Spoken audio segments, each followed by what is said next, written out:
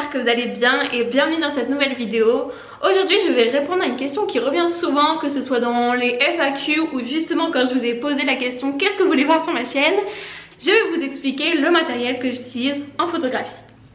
Avant de commencer, je voulais faire une petite précision en vous disant que je sais que des fois on regarde beaucoup les gros chiffres par rapport au prix ou les appareils photo les plus connus ou les plus réputés, etc. Mais ne vous fiez pas qu'à ça, en effet, c'est pas l'appareil photo qui fait tout, il y a aussi vous derrière avec tous les réglages et tous les conseils que j'ai pu vous dire dans ma vidéo précédente. N'oubliez pas qu'il y a tout ça qui vient en compte, donc c'est pas parce que vous avez le dernier appareil photo ultra pro, etc. que vous allez faire les meilleures photos du monde. C'était juste une petite précision parce que des fois voilà, même avec des appareils photo amateurs on peut faire des choses super chouettes, donc voilà, ne vous fiez pas que à ça. Donc pour ma part j'ai commencé avec le Canon 550D que je vous mets juste ici. C'est donc de la gamme amateur de Canon et je l'avais acheté du coup d'occasion, donc je suis partie sur le bon coin pour ça et j'en ai eu pour 200 € si je me trompe pas. 200 € étant donné qu'il n'y avait pas que le boîtier avec. J'avais eu donc le boîtier, le Canon 550D, l'objectif de base qui vient avec le kit, donc le 18-55 mm. Et si je me trompe pas, le vendeur m'avait même mis dans le kit tout ensemble un 70-300 mm.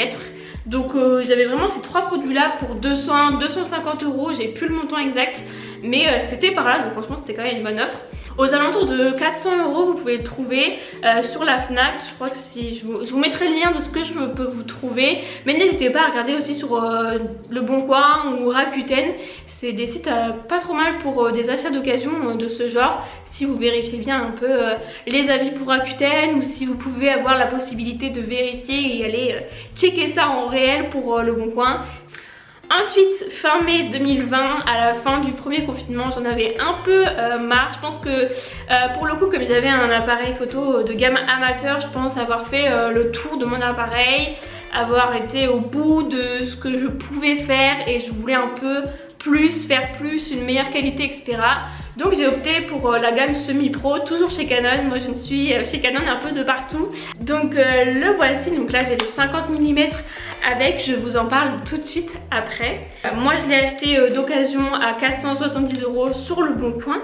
Et c'est plus ou moins les prix que vous pourrez trouver un peu de partout. Je sais pas si on peut le trouver neuf, parce que c'est quand même un boîtier qui date de 2008, donc je crois qu'il y a plus de vente neuf. Là pour le coup j'ai un 50 mm et le 24-70 mm, c'est deux objectifs qui me permettent vraiment d'utiliser un peu les deux ambiances que j'aime bien en photographie, qui sont le portrait et la mode, l'édito. Donc chacun a un peu son utilité dans mon bagage. Donc là avant tout j'ai le 50 mm, voilà, donc il est en ouverture f1.8. Donc ce qui est plutôt pas mal, il y a une grande ouverture et ce qui permet d'avoir pas mal le bokeh, qui est intéressant aussi justement pour les portraits. Je l'ai acheté d'occasion, toujours, sur Le Bon Coin. Je l'ai eu pour 50 € et c'est à peu près les prix pour lesquels vous pouvez le trouver d'occasion. Entre 50 et 100 € d'occasion vous pouvez le trouver. Mais neuf, j'en ai trouvé pour 130 € aussi, donc c'est pas trop mal. C'est vraiment un des objectifs, je crois, le moins cher qui existe, si je me trompe pas, si je dis pas trop de conneries. Et comme je vous disais, j'ai un deuxième objectif qui est le 24-70, donc il se présente comme ça. Donc lui il est beaucoup plus polyvalent. Je l'utilise généralement plus à l'extrémité justement du 24, mais ça permet vraiment d'aller jusqu'au 70 mm qui va du coup plus proche que le 50. Ce qui est plutôt pas mal, ça me permet vraiment d'avoir de la diversité, et juste avec ces deux objectifs là je pense que je suis pas trop mal. Moi malheureusement je l'ai que en ouverture f4, ce qui est assez faible. Moi je l'ai acheté d'occasion à 470 € je crois, donc ça c'est vraiment une gamme au-dessus en termes de prix. Et neuf vous le trouverez aux alentours de 900 € je crois. Donc voilà, ça reste un investissement, mais franchement pour le coup, pour changer un petit peu des objectifs portraits, donc 50-85 mm, bah lui franchement je vous le conseille de ouf. Très important pour moi, un disque dur externe pour le stockage des photos. Donc ça c'est un disque dur Western Digital que j'ai acheté 70 € à la Fnac. Il a un TO de stockage, je sais pas du tout en quoi c'est mesuré ce genre de choses. Ça doit être 1000 gigas ou enfin bref, j'en sais rien. Je vous mets les caractéristiques juste là, ce sera plus simple pour vous. Pour le coup, lui, il me sert de ouf, de ouf, de ouf. Je ne peux pas continuer de stocker toutes mes photos sur un ordinateur, c'est absolument pas possible. De 1 sur la pratique, parce que j'ai pas forcément tout l'espace de stocker toutes mes photos depuis 2 ans ou même sur quelques mois quoi. Il y a trop de photos. Mais aussi en termes de sécurité, je vous conseille vraiment d'avoir un disque dur, même si vous ne faites pas des milliards de photos et que ça rentre sur votre ordinateur. Le fait d'avoir un disque dur, ça vous permet de stocker vos photos autre part que sur votre ordinateur. Donc si pour X raison vous avez un problème avec votre ordinateur et si vous perdez vos photos, ça m'est jamais arrivé, j'ai vraiment de la chance là-dessus. Mais pour le coup c'est grâce à ça, parce que aussi je stocke. Dès que j'importe mes photos, je duplique une copie sur le disque dur et sur mon ordinateur. Au moins vous avez 2 endroits sûrs sur lesquels vous avez vos photos, même plus si vous pouvez. Moi je sais que c'est super important pour moi parce que si je perds mes photos, je suis au bout de ma life. Mais voilà, donc je vous conseille d'avoir vraiment un disque dur, que ce soit pour la partie stockage ou pour la partie sécurité, je trouve que c'est super important. Ensuite je viens aux cartes SD. Donc avec mon Canon 550D, je crois que j'avais une carte SD, quelque chose comme ça. Et quand j'ai acheté le 5D Mark II du coup chez un vendeur sur le Bon Coin, il m'en a donné 4 dans son lot. Voilà, en plus il y avait des petits boîtiers avec, plutôt sympa. Après ça reste des cartes SD très petites. Donc j'en ai 3 qui font moins d'1 giga. Mais ça me permet vraiment d'avoir des cartes SD de secours. Et ensuite j'en avais une de 8 Go aussi, donc celle-là qui était plutôt pratique, mais qui reste assez faible quand même. Étant donné que moi sur un shooting je peux prendre facilement 300 plus photos. Et que voilà, si vous additionnez les shootings dans une même journée, je vous fais pas dire. Donc j'ai pris 2 cartes SD avec un volume plus important.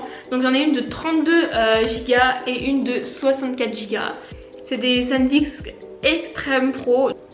Et ça c'est la tablette graphique que j'ai eue pour mon anniversaire. Donc c'est la Stargé 430S. La voilà. Et en fait il faudrait absolument que je me remette dedans. La tablette graphique ça aide en fait à la retouche.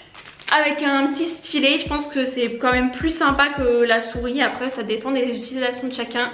Pour l'instant j'ai encore trop l'habitude de retoucher sur l'ordinateur avec le pad de la souris de l'ordinateur. Cette tablette là est assez petite, donc c'était un des premiers prix et ce qui m'a permis de découvrir en fait la tablette graphique, et ce qui est top. Mais il faudrait vraiment que je me repenche dessus plus sérieusement, parce que ouais, pour le coup comme elle est assez petite, il y a besoin d'un temps d'adaptation, d'utilisation, de savoir utiliser, etc. Ensuite j'ai un réflecteur, donc très simple d'utilisation. Ok, donc voilà, un réflecteur comme ça. Et il vient avec plusieurs réflexions. Donc ah voilà, vous voyez sur mon cou la différence un peu. Ça permet vraiment dans certaines situations d'illuminer certaines parties justement. Donc après j'ai un côté blanc et j'ai un côté doré. Le plus dur c'est de le renfermer. Et ça j'y arrive pas.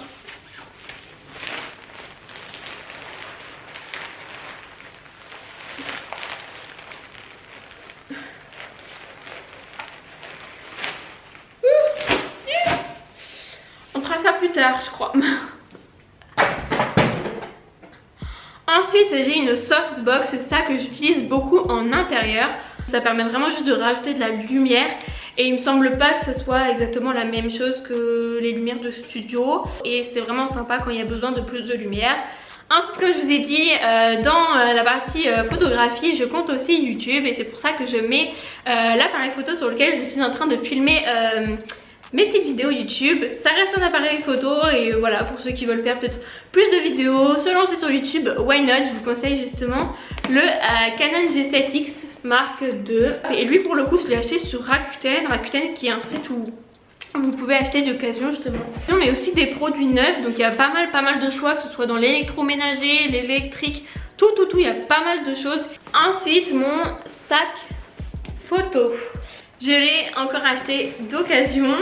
et c'est un Manfrotto. Donc j'ai regardé un peu en ligne, vous en avez pour une centaine d'euros à peu près, et moi je l'ai eu à 30 euros sur le Bon Coin, donc j'étais vraiment contente de l'offre. Donc mon sac il se présente comme ça, en plus je le trouve assez élégant, et ce qui est top c'est qu'il a vraiment beaucoup de compartiments. Donc là on a un premier compartiment juste ici, hop, voilà ici. Ensuite on a un deuxième encore devant, et c'est généralement ici moi que je mets mon ordinateur. Donc mon ordinateur qui fait 13,3 pouces je crois, et qui rentre dedans, ce qui est très pratique. Et le compartiment principal avec plein de sous-compartiments qui me permet justement de ranger mon appareil photo, mes objectifs, mes accessoires, et encore là mes cartes SD, etc. Et c'est ça que je trouve vraiment top. Top, je vous le conseille. Je sais pas si j'arriverai à retrouver la référence exacte comme moi je l'ai acheté sur le Bon Coin, mais j'ai la marque et des choses similaires pour une centaine d'euros. Ou si vous arrivez à trouver un sac dans le style, tant qu'il y a des compartiments et des choses un peu qui vous permettent juste de sécuriser vos produits, c'est plutôt pas mal. Et pour terminer, je voulais aussi mettre mon ordinateur dans cette sélection de mon matériel photo. Je l'utilise pour la partie retouche, envoi des photos, etc. Donc pour moi c'était super important de le mettre dedans puisqu'il est indirectement lié. C'est un Asus et c'est le ZenBook. Je vous mettrai le lien exact puisqu'il y a un type de modèle, etc. Mais lui donc je l'ai acheté neuf à la Fnac il y a 2 ans maintenant. Et je l'ai payé 800 euros. J'ai regardé, je crois qu'il est toujours au même prix actuellement. Donc ça reste quand même pour un bon ordinateur à un prix qui reste raisonnable pour le marché. C'est tout pour cette vidéo, j'espère qu'elle vous aura plu. En tout cas voilà, je sais que c'est une question qu'on me demande beaucoup sur Instagram, donc maintenant je vais pouvoir vous envoyer sur cette petite vidéo si vous avez besoin. N'hésitez pas si vous avez des questions sur mon matériel ou sur autre chose, et si vous avez d'autres envies de vidéos, n'hésitez pas à m'en faire part, ça sera avec grand plaisir pour moi. Je vous mets tous les produits que je peux retrouver sur internet avec les liens en barre d'infos pour que vous puissiez voir un peu, cliquer sur les liens directement sur les produits qui peuvent vous intéresser, ou sur même les caractéristiques si vous voulez vous informer plus dans le détail, parce que je suis pas vraiment rentrée dans les détails techniques, mais plus une vidéo générale sur moi, ce que j'utilise. Et j'espère que ça vous plaît comme ça. Moi comme je vous ai dit, c'est pas forcément que le matériel qui est super important en photographie. En tout cas, ne vous basez vraiment pas que sur ça, mais essayez aussi d'apprendre et de faire parler aussi votre créativité, ça reste très important. Et on se retrouve bientôt pour une nouvelle vidéo. Je vous fais des gros bisous.